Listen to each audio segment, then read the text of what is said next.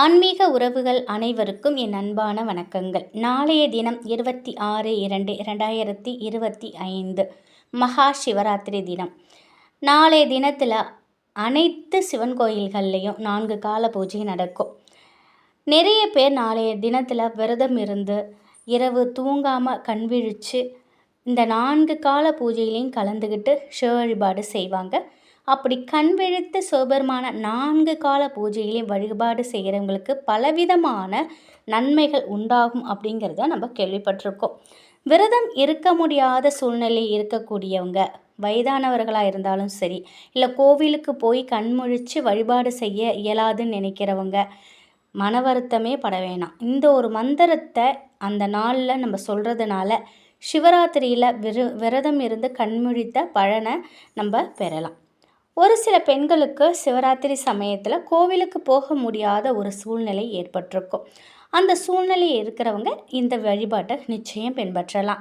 ஏதாவது ஒரு வேலை விஷயமா நம்ம வெளியூர் போகிறோம், இந்த விரதத்தை எடுக்க முடியாது அப்படின்னு நினைக்கிறவங்களும் இந்த வழிபாட்டை செய்யலாம். இந்த வழிபாட்டை நம்ம சிவராத்திரி அன்னைக்கு, அதாவது நாளைய தினம் மாலை 4 மணிக்கு மேலே இரவு 1 மணிக்குள்ளே நமக்கு எந்த நேரம் கிடைக்குதோ அந்த நேரத்தை நம்ம பயன்படுத்தி இதை செய்யலாம். பூஜை அறையில் தான் செய்யணும் அப்படிங்கிற அவசியம் இல்லைங்க. கோவிலுக்கு போக முடியல அப்படின்னாலும் பரவாயில்ல, இருந்த இடத்துல இருந்துக்கிட்டே எந்த திசையை பார்த்து கொண்டு வேணாலும் நீங்கள் எந்த இடத்துல இருந்து கொண்டும் நீங்கள் இந்த வழிபாடை, இந்த அற்புதமான மந்திரத்தை நீங்கள் சொல்லலாம். இந்த மந்திரத்தை குறைஞ்சது ஒரு 20 நிமிஷம் சொல்லுங்கள்.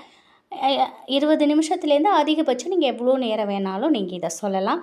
நிறுத்தி நிதானத்தோட சொல்லுங்கள். வெறும் 4 எழுத்து மந்திரம் தாங்க. ரொம்ப ரொம்ப எளிமையானது. இந்த மந்திரத்தை சொல்லும் பொழுது முழுக்க முழுக்க எம்பெருமானை நினைச்சுக்கிட்டே நம்ம இந்த மந்திரத்தை நம்ம சொல்லணும். இந்த மந்திரம் கூறி நம்ம வழிபாடு செய்யும் பொழுது சிவபெருமான் நம்மோட தான் இருக்காங்க, அனைத்து விதமான ஐஸ்வர்யங்களையும் நமக்கு தரப்போகிறாங்கங்கிற ஒரு நேர்மறையான எண்ணத்தை மனசில் வச்சுக்கிட்டு நம்முடைய வேண்டுதலை நம்ம சொல்லணும்.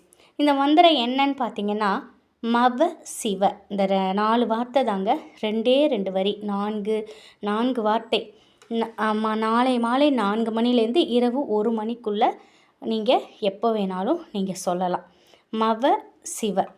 இந்த 4 எழுத்து மந்திரத்தை முழு மனதோட எம்பெருமானை நினைத்து சிவராத்திரி அன்னைக்கு யார் ஒருத்தவங்க சொல்கிறாங்களோ அவங்களுக்கு எம்பெருமானின் அருள் பரிபூரணமாக கிடைக்கும். அது மட்டும் இல்லாமல் சிவராத்திரி விரதம் இருந்த பலனையும் நம்ம பெறலாம். ரொம்ப ரொம்ப அபூர்வமான ஒரு வார்த்தை இந்த வார்த்தை. இதை நிச்சயமாக சொல்லுங்கள். நம்முடைய பாவங்களையும் தோஷங்களையும் நீக்கி நம்மளை நல்ல முறையில் வாழ வைக்கக்கூடிய வல்லமை படைத்தவர் சிவபெருமான். சிவ வழிபாட்டு நிறைய பேர் கோவிலில் செய்கிறது வழக்கம் அப்படிங்கிற மாதிரி சொல்கிறாங்க. ஆனால் வீட்டிலேயே ரொம்ப எளிமையான முறையில் நம்ம செய்யலாம். கோவிலுக்கு போக முடியாத சூழ்நிலையில் இருக்கிறவங்க நீங்கள் வீட்டிலேயே இந்த வழிபாட்டை செய்யலாம். இந்த வழிபாடு செய்கிறதுக்கு நீங்கள் வீட்டில் சிவலிங்கம் வச்சுருந்தா அதை பயன்படுத்திக்கோங்க. அப்படி இல்லைன்னா சிவனின் படத்தை வச்சு கூட நீங்கள் வணங்கலாம். எதுவுமே இல்லைனாலும் சிவபெருமான மனசார நினைச்சு வழிபாடு செய்யலாம். இந்த வழிபாடு செய்கிறதுக்கு நமக்கு சங்கு இருந்தால் ரொம்ப ரொம்ப நல்லது. சங்கு இல்லாதவங்க அதை வாங்க முடிஞ்சால் வாங்கிக்கோங்க. அப்படி எங்களால் சங்கு வாங்க முடியாதுன்னு நினைக்கிறவங்க நீங்கள் பஞ்சபாத்திரத்தை பயன்படுத்திக்கோங்க. இருந்தாலும் சங்கு இருந்தால் இன்னும் கொஞ்சம் கூடுதல் சிறப்பு. இல்லாத பட்சத்தில் என்ன செய்வது, பஞ்சபாத்திரத்தை நீங்கள் பயன்படுத்திக்கோங்க. சிவ வழிபாடுங்கிறதுனால வில்வ இலை ரொம்ப ரொம்ப அவசியம், ரொம்ப மகத்துவம் வாய்ந்தது. வில்வ இலையை கொஞ்சம் வாங்கி சுத்தம் பண்ணிக்கோங்க. சிவலிங்கம் இருந்துச்சு அப்படின்னாலும், இல்லை அவங்க படம் இருந்தாலும் அவங்களுக்கு மஞ்சள் குங்குமம் போட்டு வச்சு அலங்காரம் பண்ணிக்கோங்க. எதுவுமே இல்லைனாலும் பூஜை அறையில் ஒரு தீபம் ஏற்றி வைத்து தீபத்தை கிழக்கு நோக்கி எரிய வைங்க. அடுத்து இந்த வில்வ இலை இருக்கு இல்லையா, அதை சங்கு இருந்துச்சுன்னா அதில் தண்ணி ஊற்றி அதில் கொஞ்சம் வில்வ இலையை போட்டு வைங்க. இல்லைன்னா பஞ்சபாத்திரத்தில் தண்ணி ஊற்றி அதில் நீங்கள் இந்த வில்வ இலையை போட்டு வைங்க. இந்த தண்ணியை வச்சு சிவலிங்கம் இருந்ததுன்னா அவங்களுக்கு நீங்கள் அபிஷேகம் செய்யுங்க.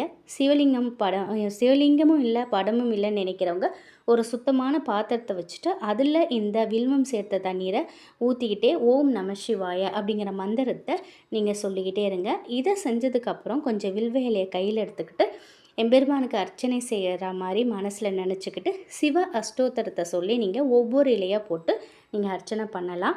சிவலிங்கம் இருந்தால் அவங்களுக்கு அர்ச்சனை பண்ணுங்கள், இல்லை அவங்க படம் இருந்தாலும் அவங்களுக்கு அர்ச்சனை பண்ணுங்கள், இல்லை மனசார நினச்சிட்டு அந்த தீபம் ஏற்றி வச்சுருக்கீங்கல்ல அதுக்கிட்ட நீங்கள் அர்ச்சனை பண்ணுற மாதிரி அந்த இலையை போடுங்க. இந்த வழிபாடு பண்ணதுக்கப்புறம் அந்த அபிஷேக தண்ணி அந்த அபிஷேகம் செஞ்சோம் இல்லையா, தண்ணீர் வச்சுருக்கோம் இல்லையா, அந்த தண்ணீரை வந்து வீடு முழுவதும் நீங்கள் தெளித்து விடுங்க.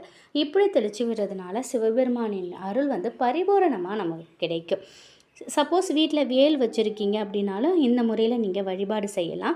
அதற்கும் வில்வ இலை தண்ணீர் கொண்டு அபிஷேகம் அர்ச்சனை நீங்கள் செய்யலாம். இந்த வழிபாடும் அதிக பலனை நமக்கு கொடுக்கும்.